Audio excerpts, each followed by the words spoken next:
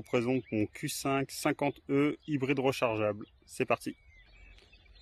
Donc tout d'abord on commence par le côté esthétique extérieur. Donc c'est exactement le même que le FY, donc de la même année. Donc le mien est de 2020, fin 2020.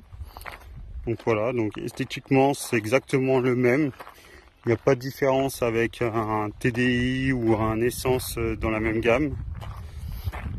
La seule chose qui va être différent et qu'on va pouvoir reconnaître que c'est un hybride rechargeable, ça va se trouver sur la trappe qu'on voit ici. Donc tout simplement. Donc voilà. Hop, avec une petite recharge. Tout simple. Donc là avec l'indicateur de la jauge, orange ça charge, vert c'est chargé à fond. Et puis voilà. Donc là Audi propose deux types de chargement. Donc un sur secteur prise, celle que j'ai moi actuellement et que j'utilise à 99% du temps, et un autre câble qui va être pour dans les grandes surfaces ou les superchargeurs. Donc voilà le coffre. Donc on perd un peu au niveau du coffre parce qu'on a les batteries qui sont sous le plancher malheureusement.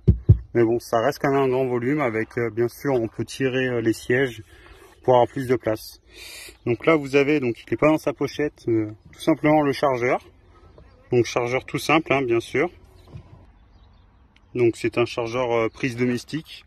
Ça met environ 6 heures pour avoir une charge complète. La charge complète fait officiellement 50 km d'autonomie. Et en réalité on est plus autour des 40, ce qui est déjà pas mal. Après c'est sûr qu'il ne faut pas le comparer à une Tesla ou à d'autres modèles. Donc voilà. Le véhicule fait 40 km d'autonomie, donc ça, après c'est en classique, hein, ça sera en roulant normalement à 90 km/h, sans chauffage, sans clim, sinon on perd à peu près 10 km d'autonomie, ce qui est énorme je trouve, mais bon, ça va. Pour ma part, je fais environ 10 km par jour pour aller au boulot, et quand je dois aller faire des courses ou aller dans la ville la plus proche, je tourne autour des 30 km, donc pour moi, je roule quasiment en 100% électrique, ce qui est plutôt agréable, je dois dire. Et après, on a le moteur essence qui vient derrière, le compléter quand il faut vraiment faire des dépassements ou s'amuser. On peut avoir ce moteur-là. Donc le moteur fait 299 chevaux sur cette version-là. Donc le moteur essence fait 250 chevaux.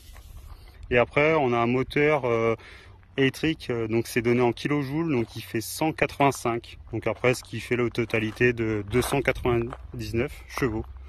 Donc voilà. Au niveau de l'assurance, bah, classique, hein, je suis en tout risque. Donc j'ai 30 ans, j'ai eu mon permis à 18 ans, je paye 70 € par mois. Et après au niveau du coût du véhicule, donc sur le bon de commande il était affiché à 72 000 €.